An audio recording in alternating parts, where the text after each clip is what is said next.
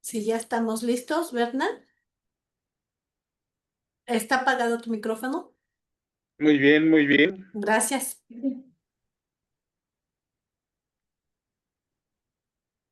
Pues comenzamos con mucho gusto. Muy buenas tardes, colegas, diplomantes de este programa de, de actualización e información para tutores.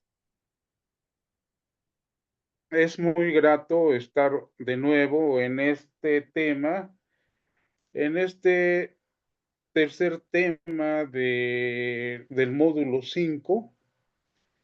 Y hoy tenemos el agrado, la satisfacción y verdaderamente el privilegio de contar con uno de los investigadores y docentes muy reconocido en nuestra Universidad Nacional Autónoma de México. Me refiero al doctor Alejandro Canales Sánchez. Voy a leer una semblanza resumida de su trayectoria. El doctor Alejandro Canales Sánchez es investigador titular A en el Instituto de Investigaciones sobre la Universidad y la Educación de la UNAM, en las líneas de evaluación, política educativa y política científica y tecnológica, con proyectos en cada línea. Su formación es la siguiente: licenciado en Psicología por la UNAM, maestro en Ciencias por el Departamento de Investigaciones Educativas del prestigiado CINVESTAB del Instituto Politécnico Nacional y doctor en Ciencias Sociales por la Facultad Latinoamericana de Ciencias Sociales en su sede de México, la famosa y prestigiada Flaxo. Es miembro del Sistema Nacional de Investigadores Nivel 1, del Consejo Mexicano de Investigación Educativa, del Programa Universitario de Estudios sobre Educación Superior de la UNAM, de la Red Iberoamericana de Investigadores sobre Evaluación de la Docencia y de la Red sobre Internacionalización y Movilidades Académicas y Científicas. Además, ha pertenecido y ha sido integrante de diferentes órganos editoriales. Fue director de la prestigiada revista Perfiles Educativos, miembro del comité editorial del Instituto de Investigaciones sobre la Universidad y la Educación, miembro del comité editorial del suplemento Campus Milenio del periódico Milenio Diario, y fue director adjunto en español de Education Policy Analysis, que son los archivos analíticos de política educativa. Es autor de 2 libros, coautor de otro más, así como autor y coautor de más de una treintena de capítulos de libro y de más de una veintena de artículos. Colaborador habitual de la prensa nacional y en revistas de divulgación educativa. Así es que lo podemos visitar allí en nuestro querido ISUE de la UNAM, en Ciudad Universitaria. Muy bien, pues le damos la palabra al doctor Alejandro Canales y le agradecemos sentidamente su gran aporte y colaboración. Gracias, muchas gracias por la presentación y por las palabras. La verdad que, como les decía al comienzo, para mí siempre es un gusto participar en las actividades que hace la Dirección General y yo también me siento muy a gusto de que me inviten. Ya los conozco desde hace un buen rato a varias y a varios de ellos y siempre es un gusto. Y también es un gusto pues que la asistencia sea muy nutrida de los tutores y creo que es importante porque fundamentalmente la labor va encaminada para ellos. Entonces, pues muchas gracias por la invitación y por estar aquí en esta sesión. Les comento que a mí lo que me gustaría platicar con ustedes, presentarles, es pues básicamente lo que hemos venido trabajando un grupo de investigadoras e investigadores sobre los jóvenes y sus aspiraciones. Como pueden ver ahí en el título, eh, dice las aspiraciones de futuro de los estudiantes de educación superior desde una perspectiva de desigualdades multidimensionales, porque generalmente nos hemos acostumbrado a ver la desigualdad casi y única y exclusivamente en términos económicos. ¿Quién tiene recursos y quién no tiene recursos? Y no cabe duda que eso es muy importante, pero esa es solamente una dimensión de la desigualdad. La desigualdad tiene varias dimensiones. Menciono, por ejemplo, la de género, menciono, por ejemplo, la de estudiar en una institución o en otra, el origen, el capital familiar, en fin, son múltiples las dimensiones de la desigualdad y generalmente lo tomamos eso como aparte, como si lo más importante fuera la desigualdad económica, y lo es, pero no es la única, y las otras también intervienen y tienen un efecto importante. Y la pregunta, pues en realidad que nosotros nos hacíamos era, ¿qué ¿qué impacto tienen estas desigualdades en lo que aspiran los jóvenes? ¿Cómo se puede ver eso? ¿O no tienen ningún impacto o no afectan a las aspiraciones de los jóvenes? Digamos que esa fue como la pregunta preliminar que nos hacíamos. Entonces, a mí me gustaría platicarles así muy brevemente y en realidad es casi que una invitación para que eh, lean el volumen que salió, pues salió al comienzo de este año, al final del año pasado, este volumen en el que se compila lo que indagamos sobre las aspiraciones. Entonces me gustaría ahora aprovechar esta sesión para comentarles este asunto de las aspiraciones, lo que encontramos, más bien el marco general de la investigación, y particularmente me gustaría comentarles el tema de la profesión. ¿Qué impacto tiene en las desigualdades en la profesión que estudian los jóvenes? Entonces, como que serían esos dos asuntos los que me gustaría abordar con ustedes. Y eh,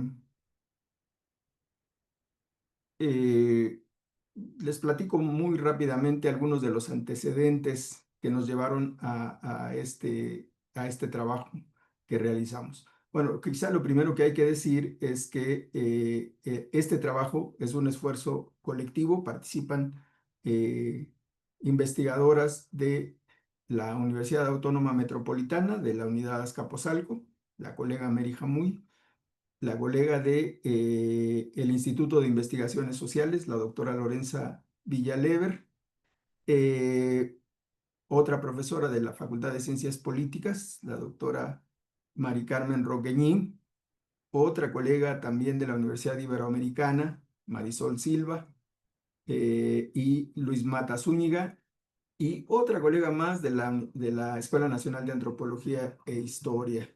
Entonces, son diferentes instituciones y diferentes colegas los que participan en esta investigación. Y lo que compartíamos era fundamentalmente preocupaciones similares respecto al efecto que podían tener las desigualdades en los jóvenes. Porque efectivamente uno de los rasgos que más salta es la diferencia de estudiar en una o en otra institución. Y en realidad cuando hacíamos lo de las entrevistas y las encuestas, lo que salta mucho a la vista es la imagen de la Universidad Nacional Autónoma de México.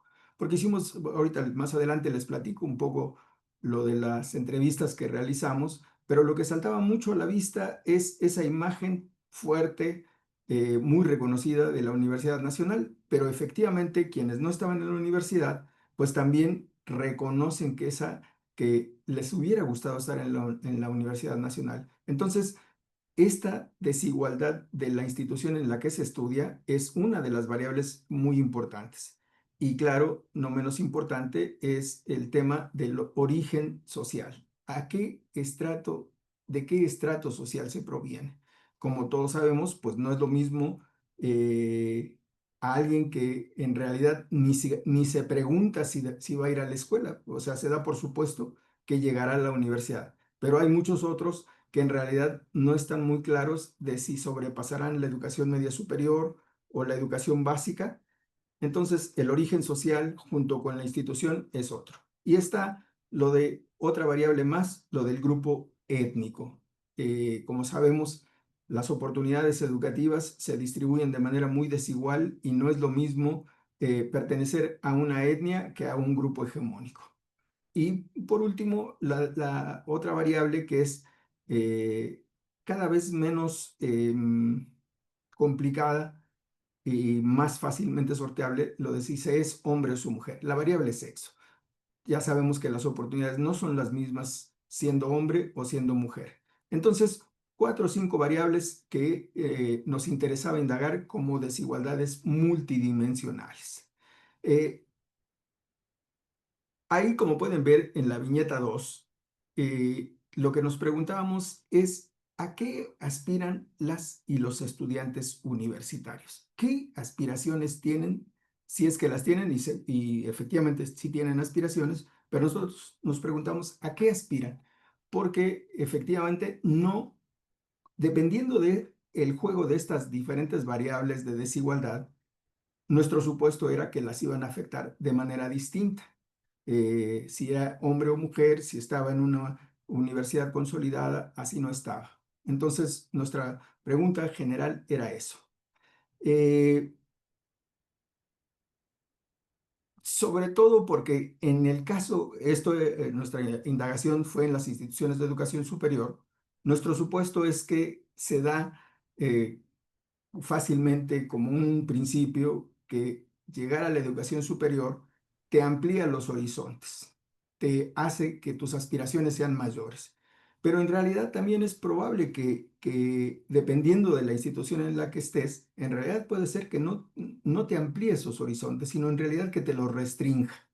Entonces, nuestra pregunta y nuestro principio era, ¿lo amplía o lo reduce las aspiraciones, el tipo de institución en la que estás?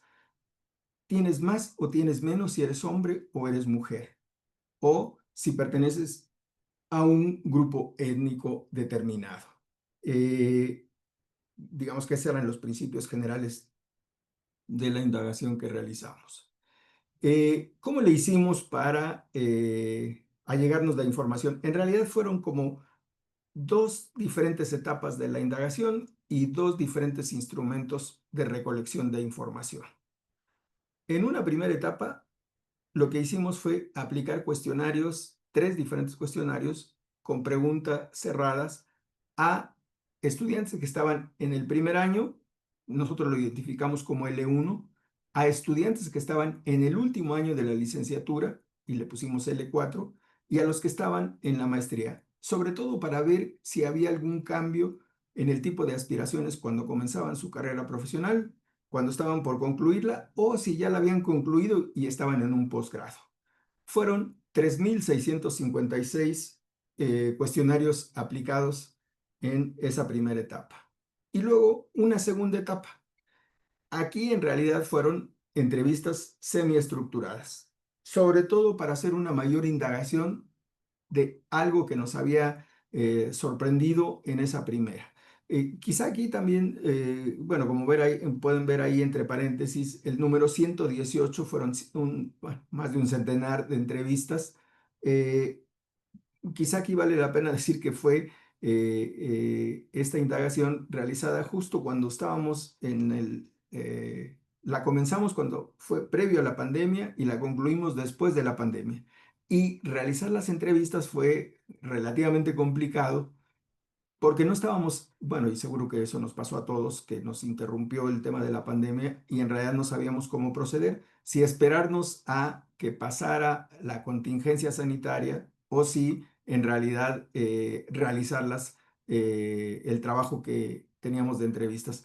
Al final lo que hicimos fue hacerlas durante el tiempo de la pandemia y en realidad lo que hicimos fue a través de Zoom y de WhatsApp y de diferentes medios, porque no estábamos muy seguros de cuánto tiempo se iba a llevar la contingencia sanitaria y esta cosa de reclusión obligada de las personas. Entonces, lo hicimos en ese periodo de pandemia y fueron los que pudimos lograr contactar y que accedieran a ser grabados. Entonces, en resumidas cuentas, poco más de 3.600 cuestionarios para una primera etapa y 118 entrevistas semiestructuradas realizadas en su mayor parte a través de dispositivos tecnológicos como el WhatsApp y como Zoom.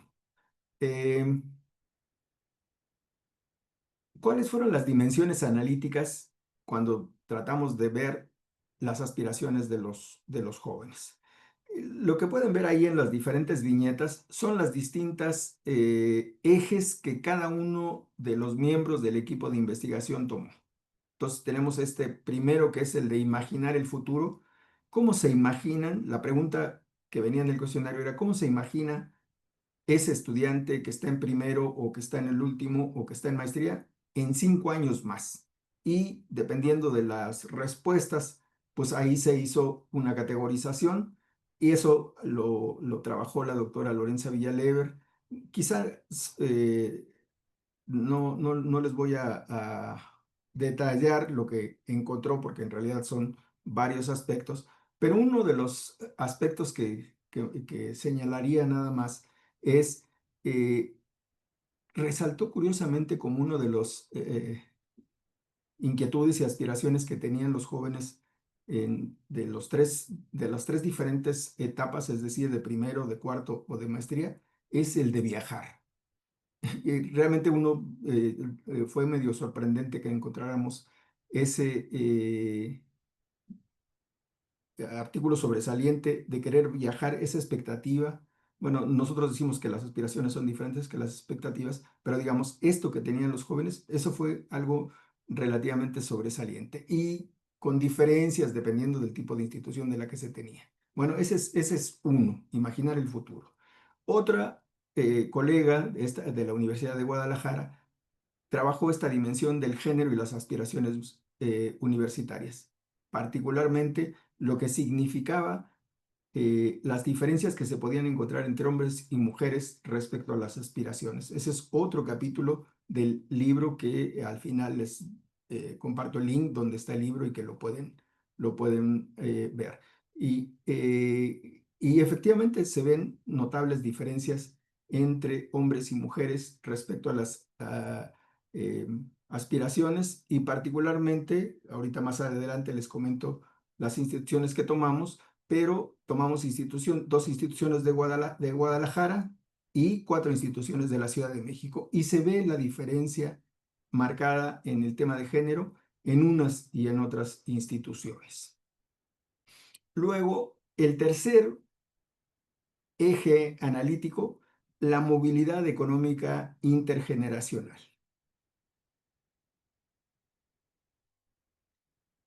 Esto que ha sido muy cuestionado recientemente de si la escuela sigue teniendo esa función social de permitir la movilidad o no. Movilidad económica, movilidad social, movilidad educativa. En ese tercer eje, la pregunta que trataba de responder era si, en comparación con los padres, los chicos creen que van a ganar más dinero que los padres o no. Y lo que se puede advertir o lo que se advierte en ese capítulo es que los jóvenes que provienen de familias socioeconómicamente favorecidas, en realidad parece que llegaron al techo. Y en realidad lo que buscan o lo que aspiran es a no descender respecto a lo que ganaban sus padres. Mientras que los que pertenecían a clases más desfavorecidas sí veían como una opción la movilidad intergeneracional, aunque en realidad lo que los datos mostraban era cierto desencanto de los jóvenes. Estamos hablando aquí de percepciones, no de... en el trabajo combinamos tanto datos objetivos como datos de percepción y particularmente en este caso de movilidad económica intergeneracional, se combinaron datos objetivos y datos subjetivos. Es decir, el origen social de los jóvenes sí era una medida objetiva y lo que pensaban que podía ocurrir después de que cursaron una carrera universitaria era el dato subjetivo. Entonces, ahí tenía un poco ese efecto de si pensaban que ganarían más o mejorarían su posición socioeconómica, mejoraría respecto a la de sus padres o no. Ese es lo del tercero. Lo del cuarto, que era lo de aspiraciones laborales. Conseguir un empleo o no conseguir un empleo. ¿Qué tan complicado veían el panorama laboral? Eso es lo que indaga en el cuarto eje analítico y que es un capítulo del libro. Y el quinto, lo de anhelo y aspiraciones de reconocimientos. Anhelo como sinónimo de aspiración y reconocimiento, esto de reconocimiento de los pares, que tengan una identidad, que sean reconocidos por sus pares. Eso es lo que se indaga en ese capítulo del libro. Y en el sexto, lo de ciudadanía y participación política, fundamentalmente qué tan involucrados están o no, o interesados en los temas de política. Esta que se ha comentado mucho respecto a la apatía de los jóvenes sobre la participación política o sobre interesarse en los temas de política.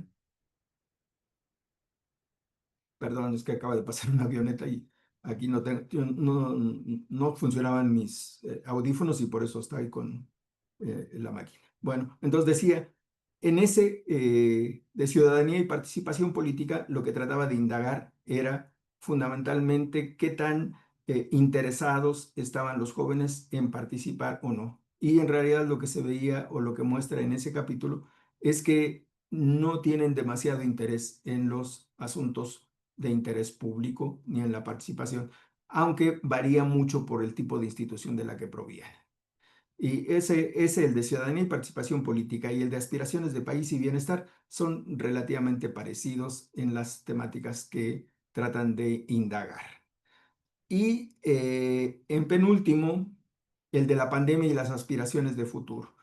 Aquí, como les decía hace rato que parte de las entrevistas fueron realizadas en el periodo de la contingencia sanitaria, lo que trataba de indagar en ese capítulo era si el hecho de haber estado recluidos por un cierto tiempo o la misma pandemia, si había tenido un efecto o no en esas expectativas y aspiraciones de futuro de los jóvenes. Eso es lo que se pueden encontrar. Y por último, que es en el que yo me voy a centrar, que es el de las profesiones y los espacios asimétricos. Aquí fundamentalmente lo que es lo que les voy a presentar. ¿Qué impacto tiene el estudiar en una institución o en otra para mi aspiración de futuro? Para el tipo de aspiraciones que yo me planteo. O no tiene ninguna, o da lo mismo, o son similares, o qué. Eso es el eje. Todos los diferentes incisos corresponden a capítulos del libro que posteriormente les diré el link en el que, si están interesados y ojalá que les interese consultar este libro, están en orden, excepto el de las profesiones. Lo puse yo al final porque es en el que yo me voy a centrar, pero en el libro está en el tercer lugar. Después de imaginar el futuro, perdón, en segundo lugar, después de imaginar el futuro, ahí encontrarán ese capítulo. Entonces, ese es el contexto del trabajo colectivo que junto con estas colegas y yo realizamos y que ya están publicados los resultados. Y me gustaría entonces, a partir de ahorita, comentarles con un poco más de detalle estas implicaciones de las desigualdades multidimensionales respecto a la profesión que se estudia y el lugar en el que se estudia.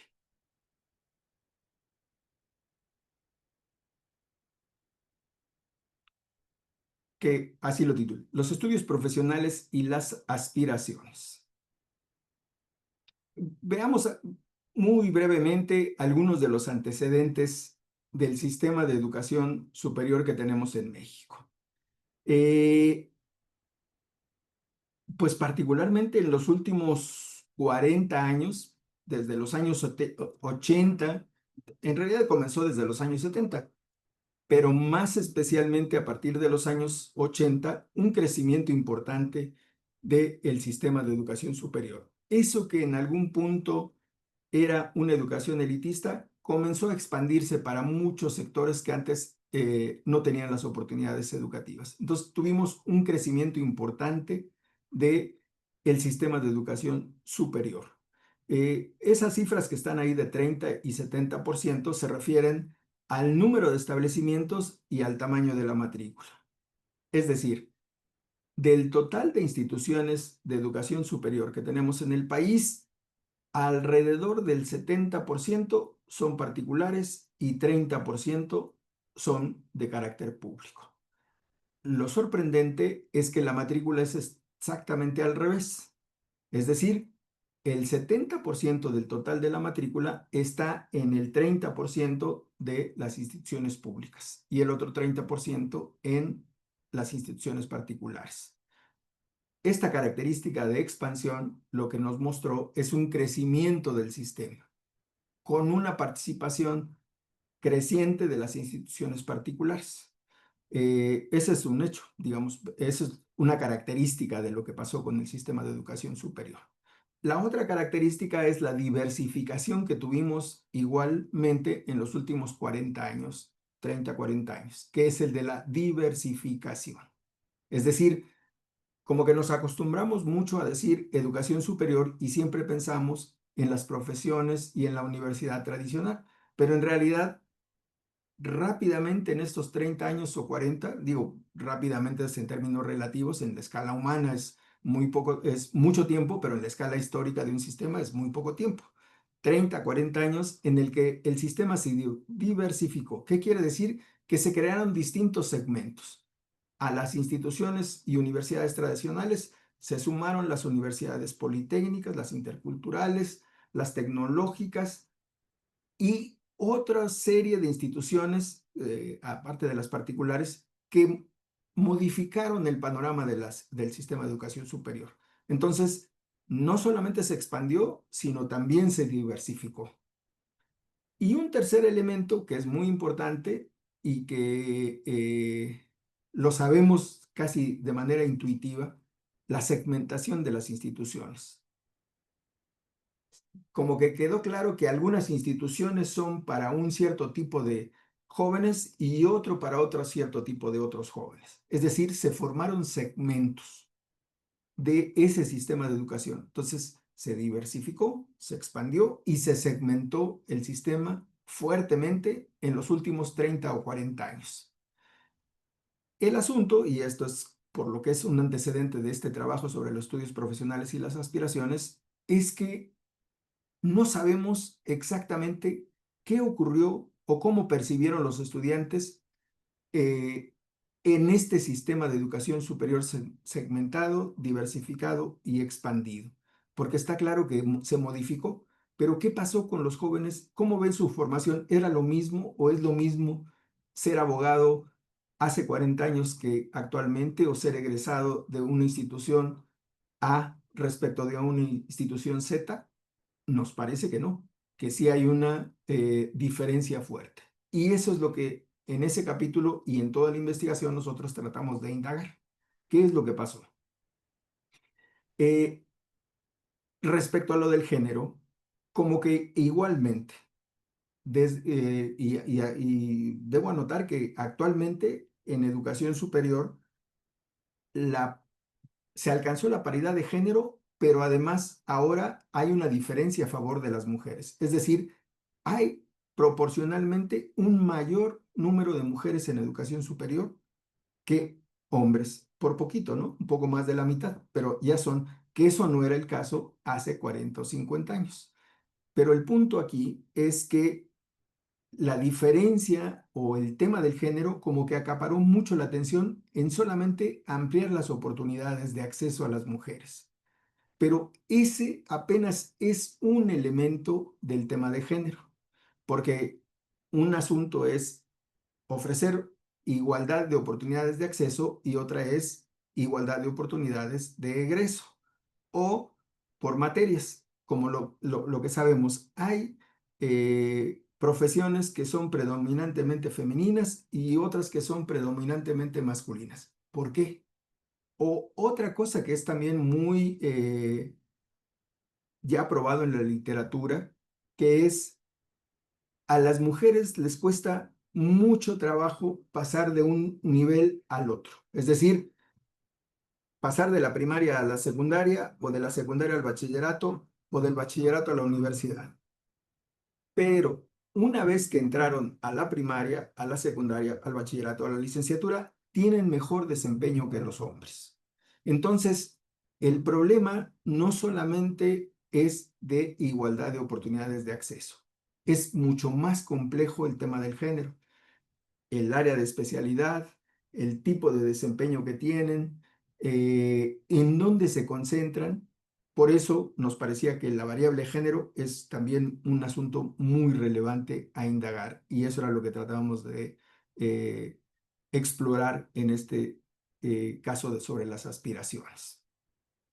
Por eso dice ahí, vale la pena preguntarse cómo interviene la variable de sexo en un sistema educativo altamente diferenciado, diversificado y segmentado. Tercero, dice, pareciera que un sistema altamente segmentado, con distintos niveles de desarrollo académico y grados de consolidación, necesariamente tiene un efecto en la formación profesional, pero poco se ha indagado al respecto y menos sobre ese efecto en la percepción y aspiraciones de los jóvenes que ingresan y transitan en un sistema con esas características.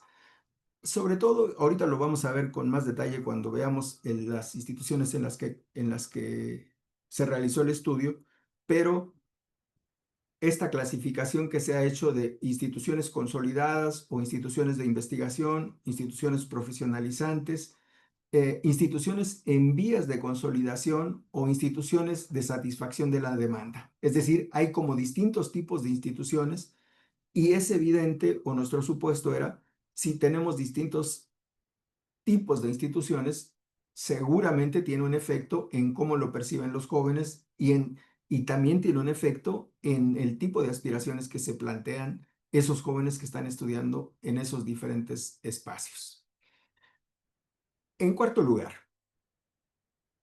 que es sobre el tema de las instituciones particulares. A pesar de la diferenciación de las instituciones privadas, las de élite y el gran cúmulo de absorción de la demanda, continúa la suposición de que el segmento atrae a los estudiantes más favorecidos, ofrece mejores oportunidades de formación y concentra estudiantes que poseen mayores y mejores capitales sociales y culturales. Porque es como relativamente paradójico. Esto que se ha popularizado como las universidades patito, por ejemplo, como que está muy estigmatizado, ¿no? Y dice, no, pues es que estudió en una universidad patito y seguramente su desempeño dejará mucho que desear. Pero al mismo tiempo, alguien que, no, pues es que estudió en una institución particular, es decir, como que tiene más ventajas respecto a quien estudió en una institución pública, porque hay como estas caracterizaciones genéricas de las instituciones de público-privado, de élite, de absorción de la demanda, de las universidades patito o de garage o improvisadas o de fin de semana. En fin, nuestra pregunta era, pues necesariamente estar en una o en otra institución con estas características, seguro que también tiene un efecto en la percepción de los jóvenes y seguro que le amplía o le reduce sus aspiraciones de futuro. Entonces, de tratar de ver qué efecto tenía eso. Y 5, no solamente se expandió y creció por un mayor número de instituciones particulares, el sistema público también se modificó fuertemente. Por los temas de evaluación, esta evaluación institucional a la que ha sido sometido el sistema público, de mostrarse resultados, de conseguir becas, etcétera. Es decir, se modificó quizá más el sistema público que el sistema particular. Fue motivo de mayores regulaciones el sistema público respecto al sistema privado. Y nuestra pregunta era si ese tipo de modificaciones habían sido registradas por los jóvenes o por las familias de los jóvenes para decir, no, pues tú te vas a esta institución o tú tendrás que estudiar o no te queda de otra, tienes que estudiar en esta institución. Entonces, nuestra pregunta era si se habían registrado este tipo de modificaciones en el sistema público y era un factor que consideraban los jóvenes al seleccionar o no seleccionar una determinada institución. Justamente porque probablemente las aspiraciones de los jóvenes sobre esos mismos establecimientos también habían experimentado cambios. ¿Qué tipo de aspiraciones se tenía cuando se estudiaba en una institución que no se seleccionó? O al revés, en esa institución que sí se seleccionó y que sí estudiaba, ¿qué aspiraciones tenía? Pero lo que habíamos visto es que no se había constatado qué opinaban los jóvenes sobre esa formación en esos diferentes segmentos.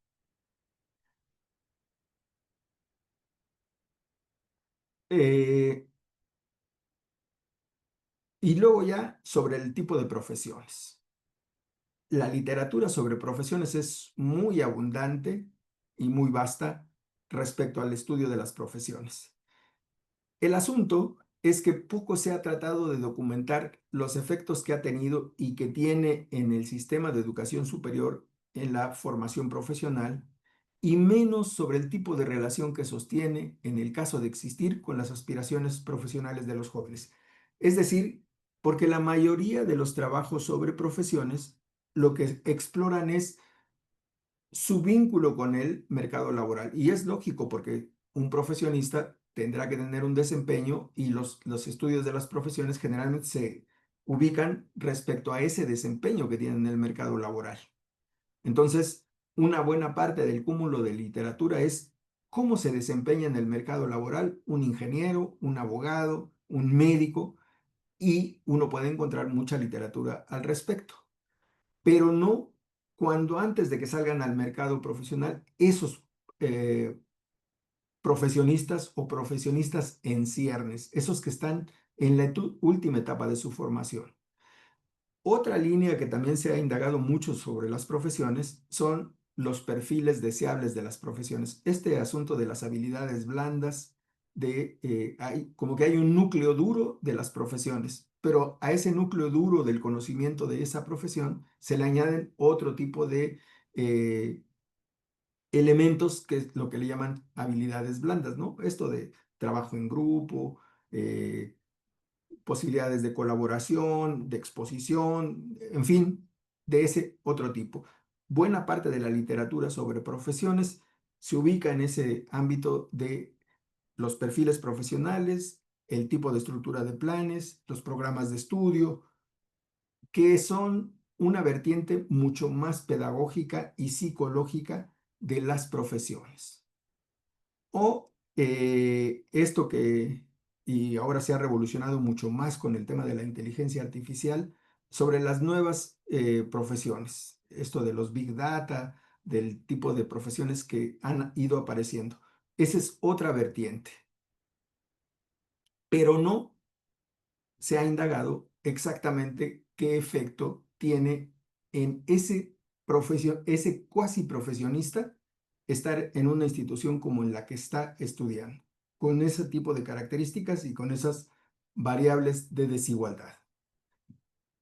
Entonces, vale la pena preguntarnos qué implicaciones formativas han derivado de un sistema de educación superior que notoriamente se expandió y segmentó, tanto como lo que piensan los jóvenes a ese respecto. Entonces, para esta parte que les dije que les iba a exponer un poco más en detalle, el principal objetivo era analizar el papel de la profesión en la capacidad de aspiración de los jóvenes universitarios, como objetivo general. Y como preguntas o desagregación de ese objetivo, como pueden ver en esa lámina, nuestra pregunta era, ¿sí interviene o ni siquiera interviene el que sea médico, abogado, ingeniero, contador, administración, en la capacidad de aspiración. Nuestro supuesto era que sí intervenía, pero en realidad eso era lo que íbamos a indagar, si intervenía o no. Y si eran las mismas o eran diferentes las aspiraciones según lo que se estudiaba, lo de contadores, ingenieros o abogados. Y el peso de la posición social de origen. Provenir de un estrato favorecido o de un estrato social desfavorecido encauzaba o no encauzaba las aspiraciones. Intuitivamente uno piensa y dice, pues esto sí o esto no, pero en realidad lo que teníamos que tener era datos, ¿no? Como en esa última pregunta de si son diferentes o no las aspiraciones de mujeres y hombres en educación superior. ¿Qué tan diferentes o no son las aspiraciones? Ese era el objetivo y esas eran las preguntas. ¿Qué conceptos o qué marco conceptual utilizamos? Bueno, la noción de aspiración la tomamos de Appadurai, Arjun Appadurai, un antropólogo indio que ahora vive, de la India, que ahora vive en Estados Unidos, y que él lo que plantea es que la aspiración, él dice, es la capacidad de navegación, una condición clave que permite desencadenar una serie de acciones a favor de un mejor futuro, una capacidad que resulta especialmente relevante para las aspiraciones de los jóvenes provenientes de estratos desfavorecidos, pero también para los que ocupan otras posiciones sociales. Porque lo que dice el Arjun Appadurai es que las aspiraciones se construyen socialmente, pero se experimentan individualmente. La aspiración que yo tengo es resultado de ese círculo, estrato en el que yo me movilizo, pero yo la proceso de manera individual, pero es imposible que no sea construida socialmente. Entonces tomamos ese concepto de aspiración de Appadurai. El otro concepto que también es muy relevante y que al comienzo nos cuestionaban por qué utilizarlo y no utilizar, por ejemplo, el de institución, es el de espacios asimétricos. A las instituciones que nosotros, donde realizamos los cuestionarios y las entrevistas, no le llamamos universidad, le llamamos espacio asimétrico. Y utilizamos esta noción de espacio asimétrico porque lo que nos interesaba o nos interesa o nos gusta enfatizar es esa diferencia que hay entre estudiar en uno o en otro lugar. No es lo mismo estudiar en la Universidad Nacional Autónoma de México que estudiar en la Universidad Autónoma de la Ciudad de México o estudiar en la Universidad Iberoamericana o en la de Guadalajara. Son espacios muy asimétricos unos respecto de los otros. Y por eso le ponemos nosotros espacios asimétricos, porque son espacios habitados por estudiantes que tienen capitales diferentes, capitales culturales, sociales, muy distintos entre sí, que tienen condiciones variables y entablan relaciones de distinta naturaleza. Porque tendemos a decir educación superior y nos parece que eso es un grado de homogeneidad, pero en realidad es una homogeneidad relativa que generalmente ubica en ese rango a los grupos de edad, ¿no? Tiene de 18 a 22 o de 19 a 23, está en educación superior. Pero más allá de la edad o de la denominación de educación terciaria o de educación superior, en realidad son espacios muy heterogéneos y muy asimétricos en sí. Entonces, por eso utilizamos la noción de espacio asimétrico, para enfatizar que aunque todos son lugares para cursar estudios superiores, son espacios notoriamente asimétricos entre sí y porque son parte de un sistema altamente segmentado, como es nuestro sistema de educación superior. Y el otro concepto que también fue relevante fue el de las profesiones, porque la noción de profesión, determinado por formas históricas en las que se ha destacado la relación de un determinado nivel educativo y las posiciones deseables de la división del trabajo. Aunque aquí hay como una peculiaridad. Estamos hablando de profesiones en formación, de profesionistas en formación. Un profesionista en general se refiere a aquel que ya ha egresado de los estudios superiores y se desempeña en el mercado laboral o está fuera de la institución, pero tiene un título que lo acredita con una cierta profesión. Aquí en este estudio estamos hablando de profesionistas que eran cuasi profesionistas, porque los que estaban en cuarto, en el último año de la carrera o que estaban en la maestría, se supone que ya habían cursado una licenciatura, pero que todavía estaban en la escuela. Por eso decimos que eran cuasi profesionistas. Y esta que es una delimitación, un punto importante, la demarcación entre egresados de una misma especialidad. Las tres profesiones que utilizamos, que indagamos aquí, fueron abogados, ingenieros y contadores. Pero esto que, como lo decía hace un momento, se ha vuelto como una caracterización. Ah, bueno, eres abogado, pero eres de una institución pública o de una institución particular. Y si eres de una institución pública, ¿de cuál institución pública? O al revés, si eres de institución particular, ¿eres de una universidad particular de élite o de una de absorción de la demanda? Es decir, se volvió mucho más fuerte el lugar en el que se estudia que incluso la profesión misma, que eso es muy fuerte. Entonces, por eso es que decíamos, se torna más compleja la estructura, los procesos y la evolución de las profesiones.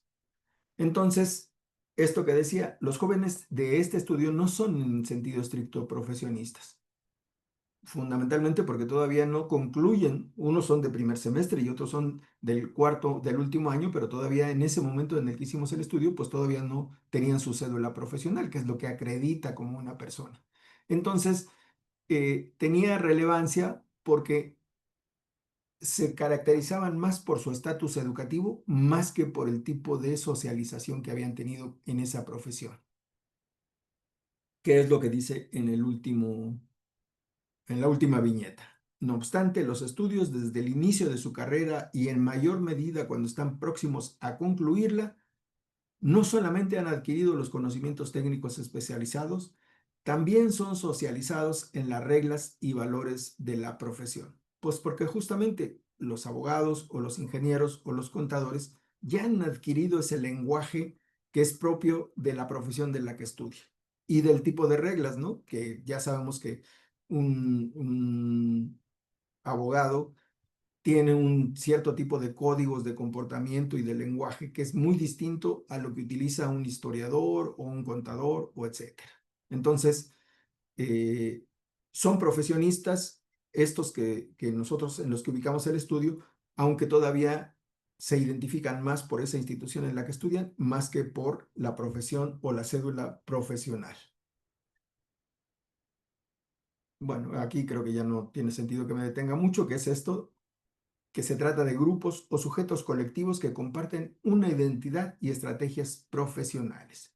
Por eso que comentaba, los jóvenes que comparten una misma profesión en una misma institución se identifican más por su estatus educativo más que por sus habilidades ocupacionales específicas.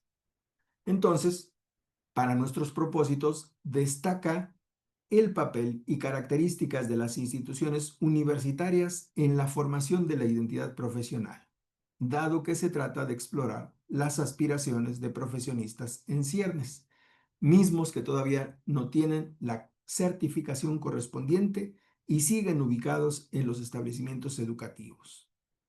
Añadamos en la formación de esa identidad la influencia de las posiciones sociales de origen de los jóvenes, el entorno familiar del que provienen, así como la variada naturaleza de socialización conforme a la profesión que estudian. Entonces, aspiraciones, espacios asimétricos, profesiones como marco conceptual de esto que tratamos de indagar, de ver las aspiraciones de los jóvenes en estos espacios. ¿Cuáles fueron cuál fue el método que seguimos o qué hicimos? Entonces, Ahí, como pueden ver, las variables que exploramos fundamentalmente eran 4. 3 especialidades profesionales: administración, derecho e ingeniería en computación, que pues una diferencia importante y cuando de repente uno dice ingeniería, pero en realidad dependiendo de qué ingeniería se esté hablando, hay diferencia fuerte o no. No es nada parecido la ingeniería en sistemas que la ingeniería civil, por ejemplo. Muchas veces esa ingeniería en computación está más cerca de las matemáticas que de la ingeniería civil, por ejemplo. Entonces, esas eran las 3 especialidades profesionales que indagamos. La segunda variable, la posición social de origen de los jóvenes. La tercera, 6 espacios universitarios, 3 públicos, 3 privados. Y las clasificamos a estas instituciones conforme 2 niveles de desarrollo. Le llamamos instituciones consolidadas e instituciones en vías de consolidación. ¿Cómo decidimos cuáles eran unas y cuáles eran otras? Principalmente a través de una veintena de indicadores, como tamaño de la matrícula, oferta educativa, simpatía posgrado no, profesores de tiempo completo. Hicimos un listado y si esa institución cumplía con esos indicadores, pasaba como consolidada. Si no tenía un determinado porcentaje de esos indicadores, era en vías de consolidación. Entonces, 6 instituciones, universidades, y clasificadas así, en consolidadas y en vías de consolidación, y diferenciando hombres y mujeres. Y lo que ya les había dicho, este capítulo sobre las profesiones nada más consideró a los jóvenes que estaban cursando el último año de la carrera. Es decir, no están considerados ni los que estaban comenzando ni los que estaban ya en la maestría. Única y exclusivamente los que estaban en el penúltimo año.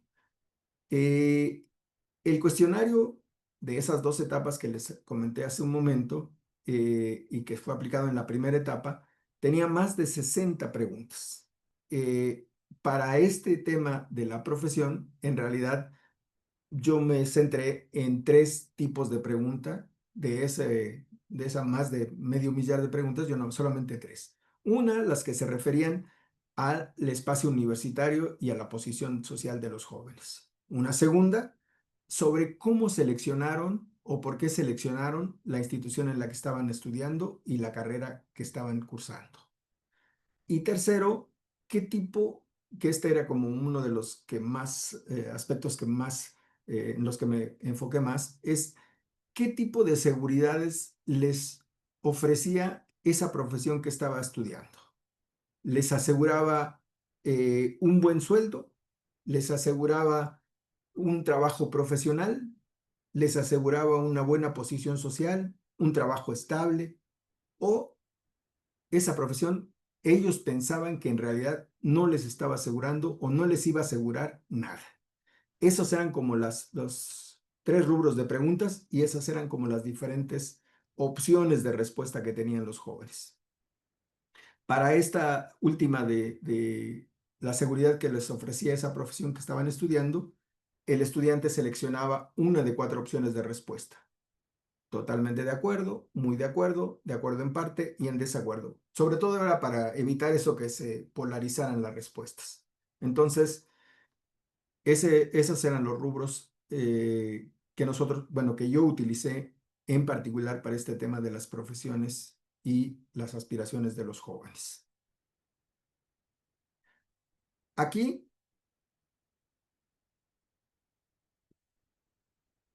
en la primera columna, en esta, la de la izquierda, está la institución o el espacio universitario del que se trata.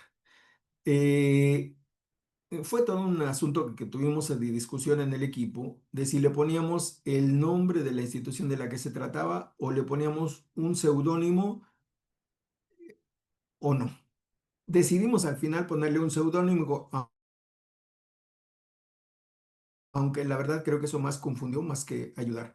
Y en realidad el de decidir de ponerle un seudónimo o no, no era tanto por que nos importase o que le importase a la institución, que se utilizase su nombre, sino en realidad era para evitar los prejuicios que generalmente tenemos respecto a la imagen de una institución. Por ejemplo, si yo les digo eh, la UNAM, ustedes ya tienen una imagen de lo que es la UNAM.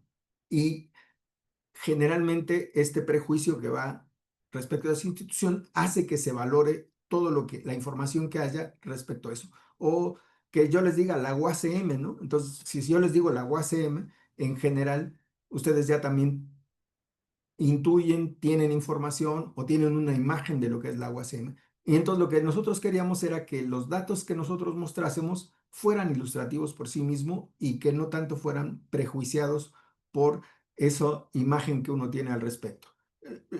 Pero les digo que no fue tan, creo que no fue tan afortunado al fin de cuentas, porque la mayoría sabía y identificaba perfectamente qué institución se trataba y decía, pues la verdad es que creo que no fue de mucha utilidad. Les digo esto porque esto de Universidad Nacional, pues es la UNAM, la alternativa es la UACM, la emprendedora es la UVM, la humanista es la iberoamericana y la regional es la de Guadalajara, la UDG, y esta católica que es otra de Guadalajara, que es la UNIVA. Entonces, esas son como las instituciones y estas son sus niveles de desarrollo. Consolidado en vías de consolidación. Por eso hace rato que les decía, son 3 públicas y 3 privadas, 3 consolidadas y 3 en vías de consolidación. Y esta diferencia, 4 localizadas en la Ciudad de México, 2 en Jalisco. Y su régimen, ¿no? Público o privado.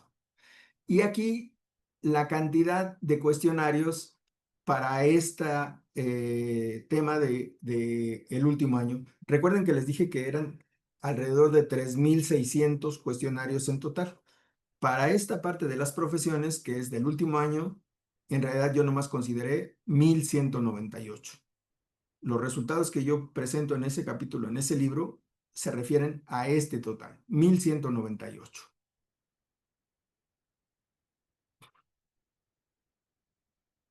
Y aquí lo que tenemos son el número de cuestionarios dividido por institución y por carrera. ¿Cuántos se hicieron de cada una de las carreras? La letra está como, los números están como relativamente pequeños. En realidad lo que aquí quería mostrar fundamentalmente era no son cantidades homogéneas, no es una muestra representativa. Aunque tratamos de hacer una muestra representativa, realmente fue muy complicado. Lo que tenemos en esos 3,600 cuestionarios es una muestra intencional. Esto obviamente lo que tiene sus limitaciones porque lo que uno puede afirmar de lo que sale de esos cuestionarios es que es válido para ese universo que se estudió, pero no tiene ninguna posibilidad de ser generalizado para el conjunto. Entonces, este cuadro era para mostrar la cantidad de cuestionarios que se aplicaron en cada una de las carreras y por cada una de las instituciones. Por ejemplo, aquí, la cantidad que en la primera columna está en números absolutos y en la segunda su participación relativa en términos porcentuales. Lo que está entre paréntesis es la identificación, ¿no? Entonces está Universidad Nacional, pública, ubicada en la Ciudad de México y de régimen consolidado. En administración, 218 cuestionarios que representaron casi la mitad. En derecho, 90, que son el 23%. Y en ingeniería, 140, que es alrededor del 40%. En total, del total de cuestionarios, el 37,4. Como pueden ver aquí así a simple vista, pues en realidad el que tiene un poquito menos de de cuestionarios aplicados, pues son estas últimas 3, ¿no? Los porcentajes, como se pueden ver, son menores. Entonces, aquí eran únicamente para información de la cantidad de cuestionarios que se aplicaron y en qué carreras se aplicaron y las diferencias, para resaltar eso, que no es una muestra representativa, es una muestra intencional.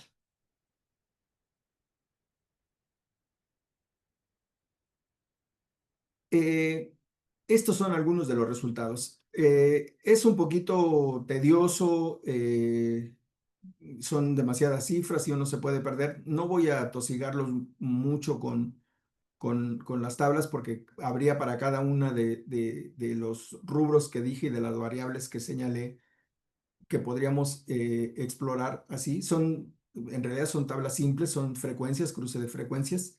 Y decía, no quiero cansarlos con más todavía, con una descripción relativamente exhaustiva, pero sí me interesaba como mostrarles cómo fue más o menos, de dónde salieron las conclusiones de este texto. Y sobre todo que a título de ejemplo, que pudiésemos ver una o dos tablas máximo para que nos diésemos una idea y luego pasamos ya a las conclusiones. Por ejemplo, en esta tabla, que dice nivel de consolidación del espacio universitario y posición social por especialidad profesional. Quiere decir que aquí teníamos el nivel de consolidación de la institución, aquí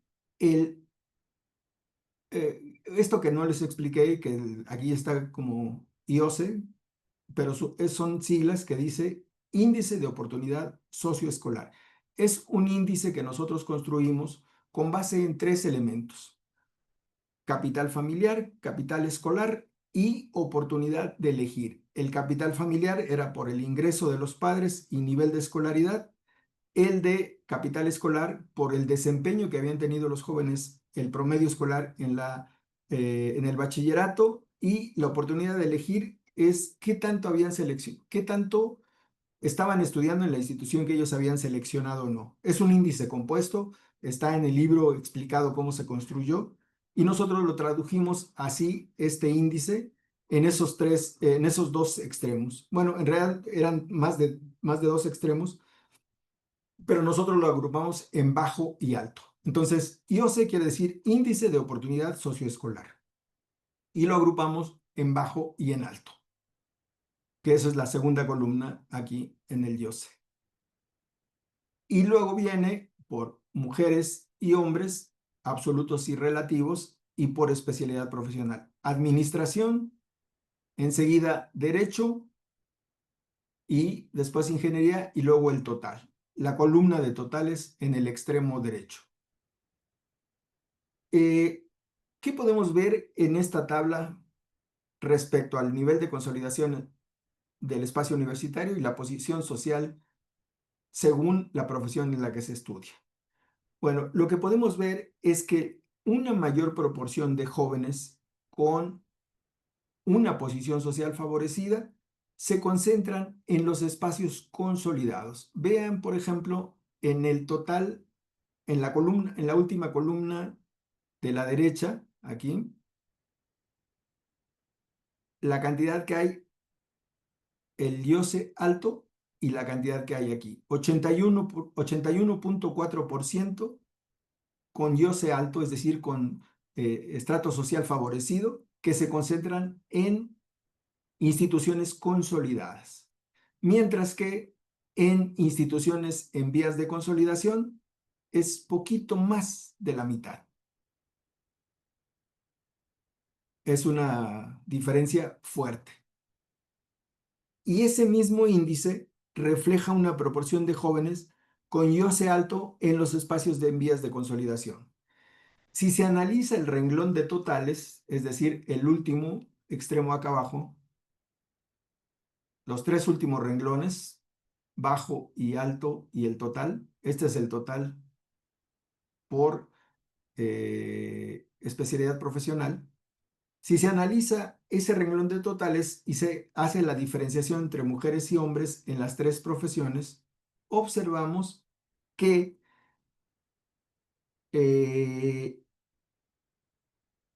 la proporción de mujeres con estrato social favorecido es entre 2 y 8 puntos porcentuales más alta en comparación con los hombres. Es decir, pareciera que en educación superior, en estas profesiones, en estas instituciones, las mujeres tienen un estrato social relativamente más favorecido que los hombres. Y es más pronunciada en el caso de administración. vean aquí, 77%, seguida por ingeniería y finalmente por derecho. Y este índice favorecido es tanto en los consolidados como en los días de consolidación. Entonces, lo que se puede ver es que en los espacios en vías de consolidación, la diferencia entre jóvenes con IOSE alto y bajo no es tan pronunciada.